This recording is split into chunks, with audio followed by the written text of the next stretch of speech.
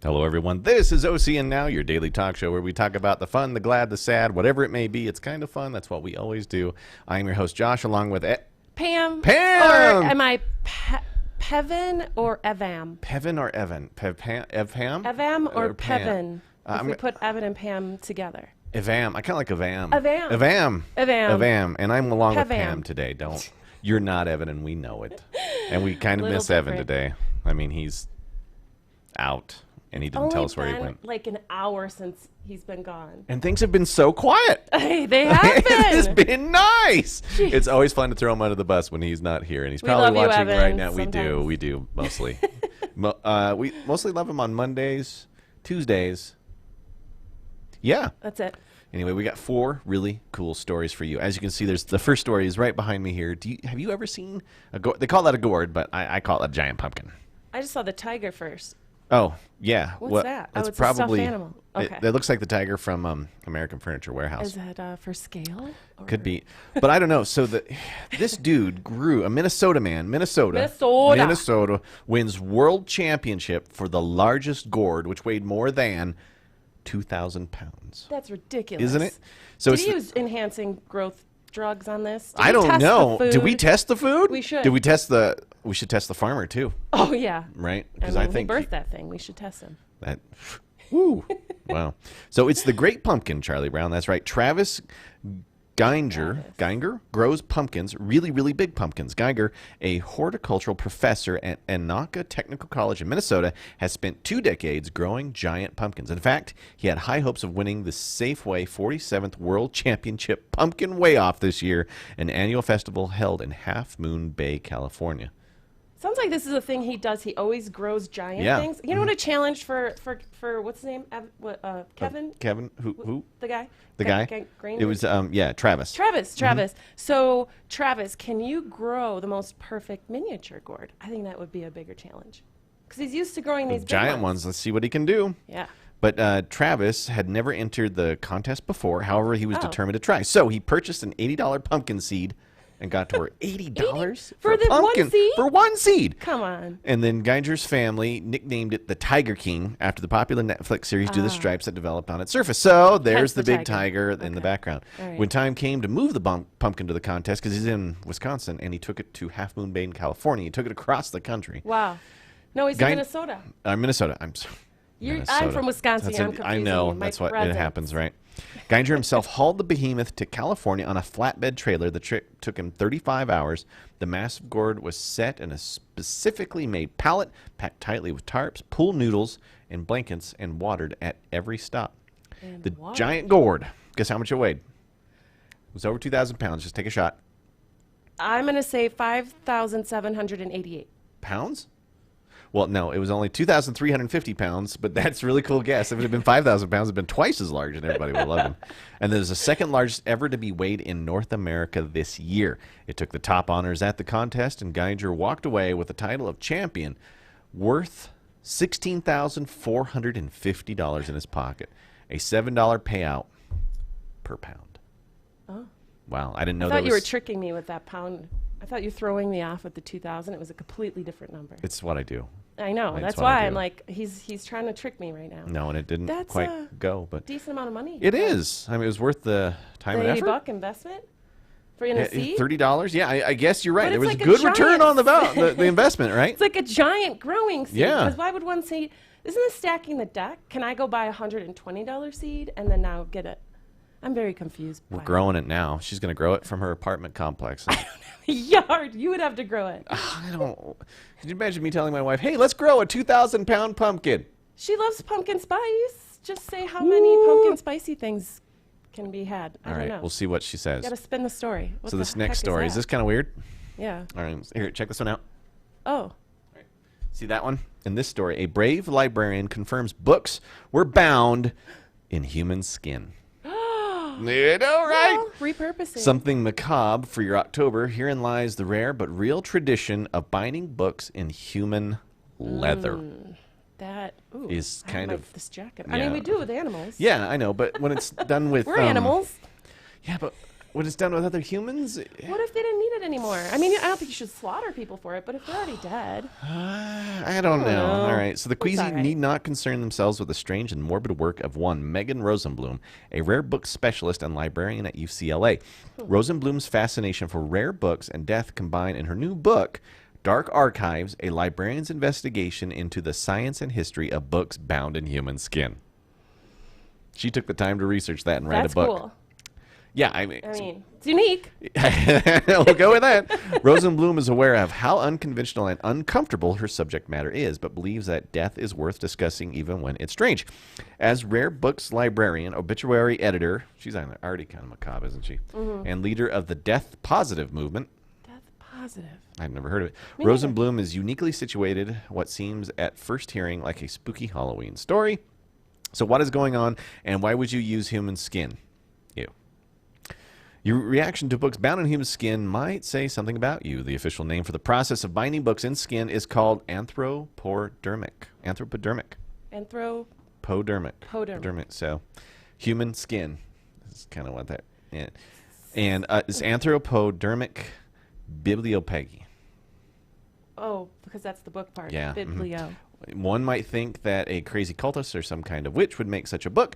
The New York Times writer James Hamblin thought human skin books were associated with the Nazis since they were long rumored to have made lampshades out of human skin. The Nazis made lampshades out of human skin? Oh, okay. There was something wrong with them. Just Nothing is me right with about them. them. Yeah.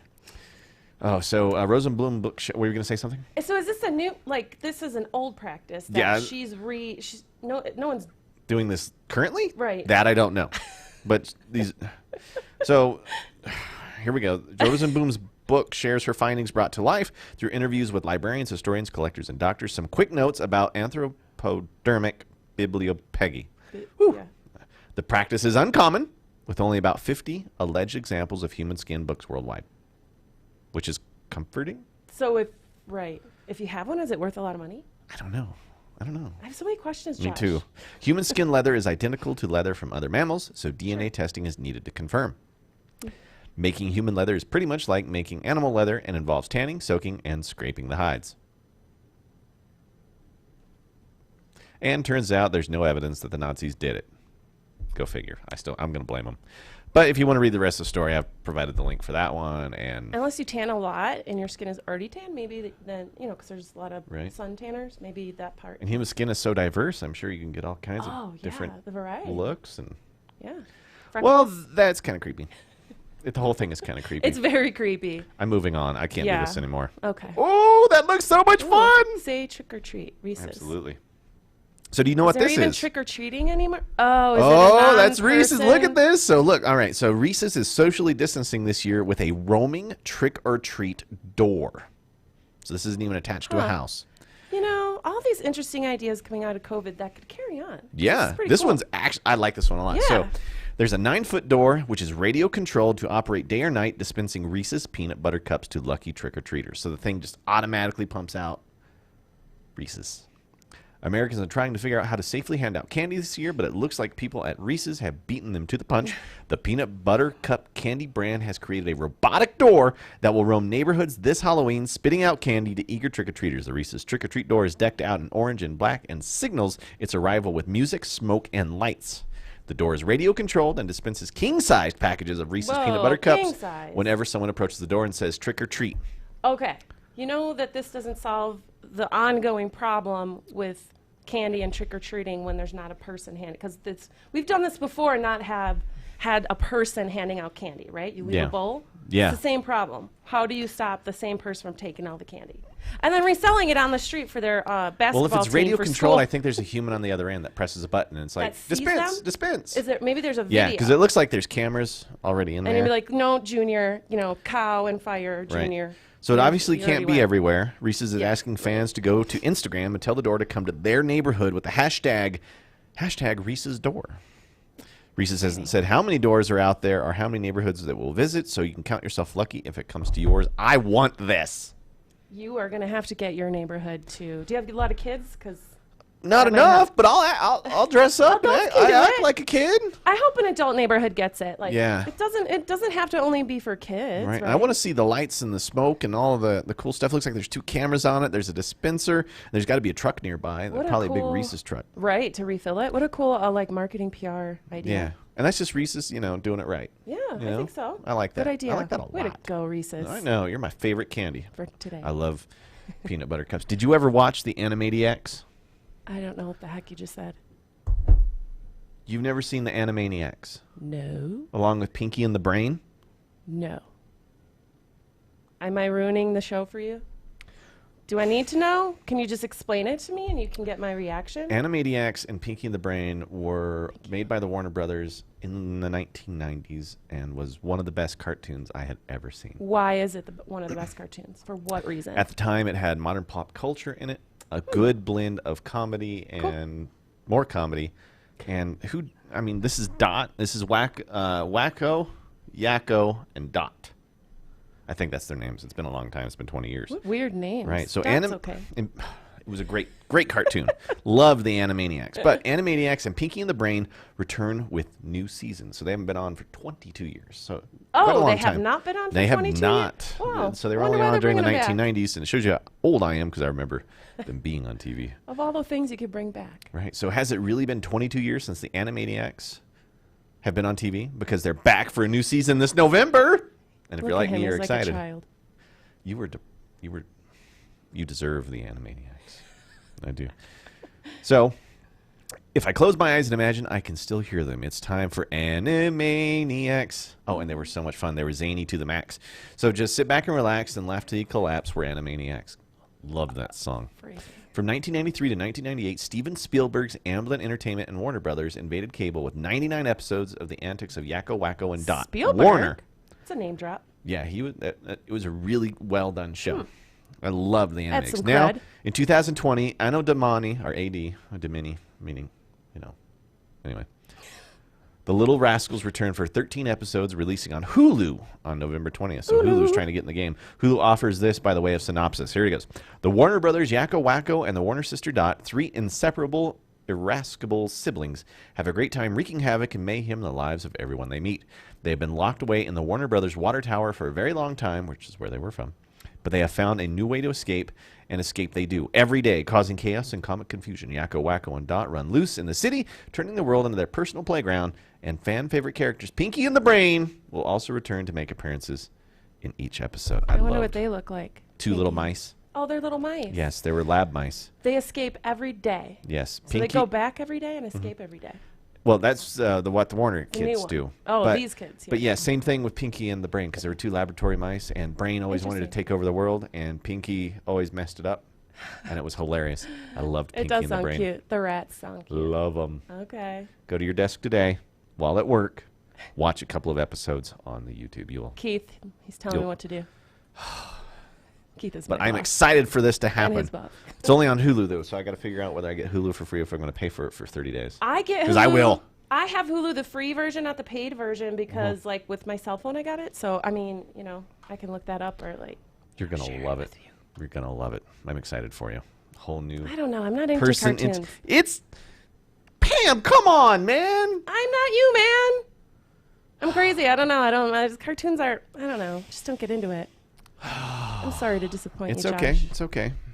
Just waiting for Evan to come back now. Guys, if you like what you've seen here today, don't forget to go to ourcommunitynow.com. We supplied all the links so you can actually read all of these stories in their entirety. You can get a lot of information by clicking there, Fascinating going stories. there, and clicking on the other stuff. Fascinating stories. I just thought Absolutely. that word should be added. Fascinating. Fascinating stories. Also, don't forget to go to our YouTube channel because we have lots of content there for you to watch. Everything from Pam's wonderful recipes that are fantastic to Evan, who, he's not here with us today. Yeah. He does a lot of video game things, and he has a lot of good ones out. That's Permission He to Game. nerds out. And That's then you right. guys talk football stuff. And Oh, yeah. They don't include me. They don't let me in their football talk. Well, I'm she doing doesn't know very- who Pinky and the Brain are. How can we let you in? Well, I know football players. Yeah, actually, Some of she them. does. I'm doing poorly in my fantasy football. Just league, in though. this, we know it's okay. I'll make a I'm comeback. at 5. I'm 3-3. I'm We're not making a gonna talk comeback. about mine. I need to make a comeback. I'm worse. worried about my team. I hope you stay where you're at and I get better. Wow, she's kind of vicious. I'm competitive. She looks nice and pretty, but she's actually kind of mean. Anyway, guys, thanks for sticking around again for a Thursday edition. Tomorrow is Friday. We call this Friday's Eve. Are you ready for the weekend? Yeah, I'm always ready for the weekend. Me too. What are you going to do? Anything fun? Yeah, brunch. I got some brunches lined up. What? Brunch is lined up. More than one. More than one. More than one. She's got what we call a social life. I do. She is. Well, Pam, thanks for joining me today. Thanks for having me, OCN Josh. Live. Always a pleasure. Absolutely. Guys, I'm Josh. Pam. Saying have a great day. And as always, you know we will see you soon.